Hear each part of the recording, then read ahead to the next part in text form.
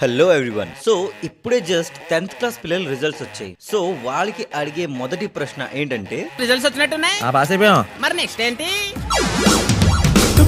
మనకి తెలియకపోయినా చాలా రిలేటివ్స్ మన ఇంటికి వచ్చి ఇదే ప్రశ్నని అడుగుతారు. సో ఈ రోజు శ్లోకంలో దీని గురించి నేర్చుకుందాం. Day 28 of learning Bhagavadgita. येषामर्थे काङ्क्षितं नो राज्यं भोगाः सुखानि च त इमेव स्थिता युद्धे प्राणांस्त्यक्त्वा धनानि च. సో ఈ శ్లోకంలో అర్జునుడు కృష్ణుడికి చెప్తారు ఏమంటే, ఇక్కడ వాళ్ళకి తెలియకపోయిన చాలా రిలేటివ్స్ని వాళ్ళు చూస్తారు, ఇంకా వాళ్ళు గమనిస్తున్నారు ఎవరెవరు వచ్చారని. సో సేమ్ అలాగే మన రిజల్ట్ డే రోజు, మనకి ఏదైనా మంచి జరిగిన రోజు, మనకి తెలియకపోయిన చాలా రిలేటివ్స్ మా ఇంటికి వస్తారు, ఏదో వట్కారంగా క్వశ్చన్స్ అడుగుతారు.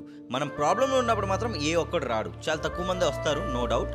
సో అలాగే మన లైఫ్లో కూడా మనం ఎవరికైనా రిలేటివ్ అయినప్పుడు మనం ఒకరికి సాధ్యమే పడాలి తప్ప ఒకరికి హెల్పే చేయాలి.